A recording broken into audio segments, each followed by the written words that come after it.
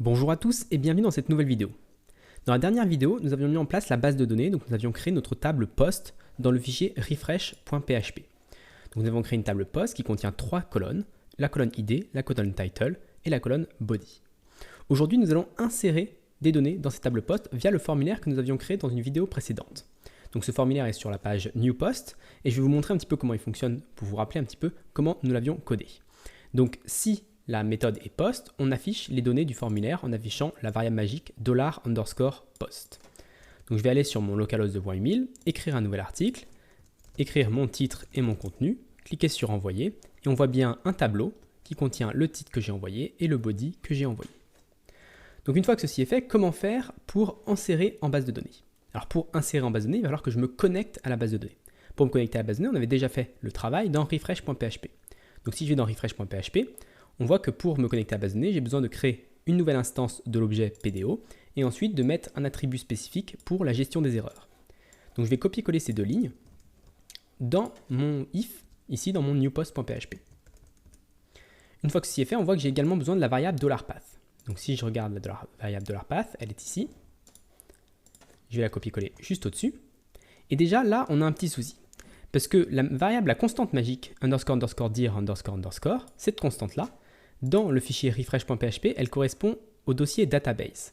Par contre, dans mon fichier newpost, cette constante, elle va être différente et elle va correspondre au dossier public.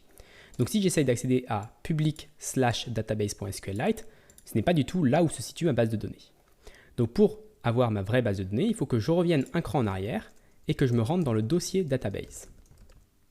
Donc là, on voit déjà que ce n'est pas très pratique d'avoir à respécifier ce chemin à chaque fois et de le modifier à chaque fois pour qu'il corresponde bien à où se situe ma base de données.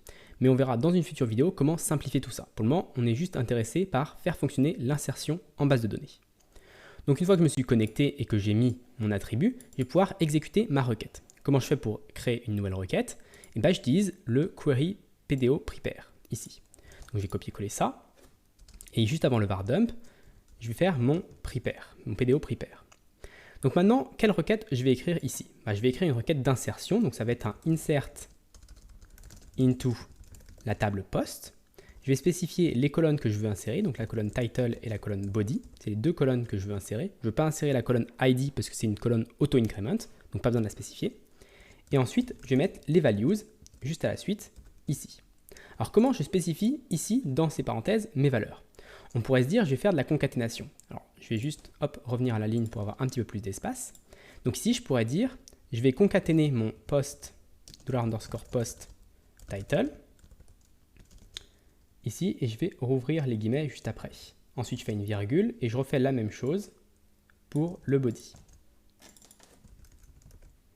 Donc cette technique-là, elle peut paraître, on va dire, normale, mais en fait, elle expose déjà à une grosse faille de sécurité. En plus de ne pas être très pratique et d'avoir des problèmes pour l'écrire. On remarque ici que post title, c'est une chaîne de caractères, donc il faudrait que je mette des guillemets avant et après ici aussi.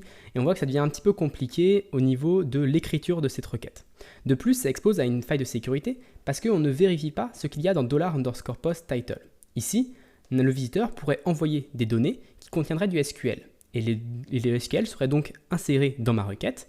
Et donc, on pourrait imaginer que le visiteur malhonnête puisse écrire une requête SQL à lui, c'est-à-dire faire n'importe quoi, pouvoir supprimer des données dans notre base de données. En bref, il aura accès à notre base de données dans l'entièreté. Et ce n'est pas forcément ce qu'on veut, c'est même pas du tout ce qu'on veut. Pour ça, PDO a un système de requêtes préparées. C'est pour ça qu'on a le PDO prepare ici, et que dans Refresh, on avait le query execute juste après. Donc, je vais d'ailleurs le copier-coller tant qu'on y est. Donc le query execute. Et donc pourquoi on a ces deux étapes-là? La première, c'est pour préparer la requête. On va lui dire quelle forme générale a ma requête, mais on ne va pas lui passer les arguments directement. Donc les deux arguments que j'ai ici, les deux values, au lieu de les passer directement, je vais les remplacer par des points d'interrogation. C'est la syntaxe pour PDO. Donc je les remplace par deux points d'interrogation parce qu'on a deux valeurs.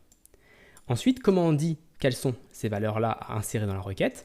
Je vais le dire dans le execute. Dans le execute, je vais passer un tableau et le premier élément de ce tableau-là sera le premier point d'interrogation et le deuxième élément sera le deuxième point d'interrogation.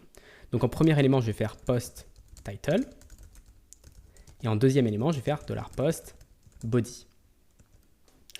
Et ça, ce sont des valeurs qui vont être sécurisées par PDO. C'est-à-dire que PDO va regarder ce qu'il y a dans title et va remplacer les caractères spéciaux qui pourraient être interprétés comme du SQL, il va les remplacer par les valeurs correctes, donc des valeurs qui sont ce qu'on appelle escape, c'est-à-dire avec des backslash devant les différents éléments qui peuvent poser problème.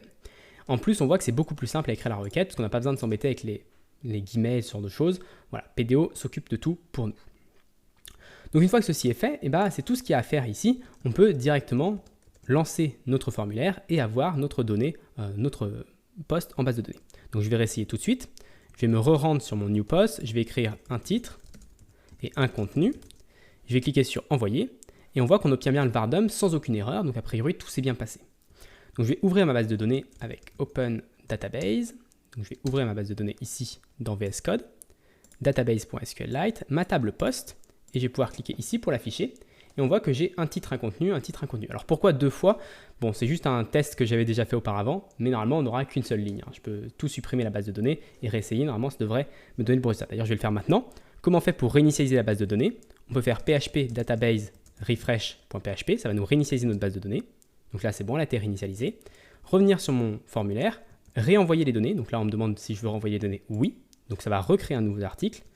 Si je reviens ici, que je ferme cette donnée-là et que je réactualise ici, voilà, cette fois-ci, on n'en a plus qu'un. J'ai nettoyé la base de données et j'ai recréé mon élément. Donc on voit aussi l'utilité du refresh, c'est-à-dire de pouvoir nettoyer la base de données quand on est en test pour ne pas avoir des contenus qui s'accumulent au fur et à mesure de nos tests. Un dernier petit point avant de terminer cette vidéo, c'est que ce $query ici, il n'est pas forcément utile. On n'utilise qu'une seule fois qui est à la suite pour faire le execute, donc on peut directement chaîner les méthodes. Donc c'est ce que je vais faire ici. Je vais enlever le $query. Je vais remettre tout ça sur une seule ligne, parce que maintenant que c'est beaucoup plus simple, je n'ai plus besoin d'avoir plusieurs lignes différentes. Enlever le point virgule à la fin et directement chaîner le execute ici. Donc voilà, donc on prépare la requête, insert into, et ensuite j'exécute cette requête à la suite ici. Donc voilà pour cette vidéo, j'espère qu'elle vous a plu. Si elle a plu, n'hésitez pas à vous abonner et à la partager. Et moi je vous donne rendez-vous très rapidement dans une autre vidéo sur PHP sans framework.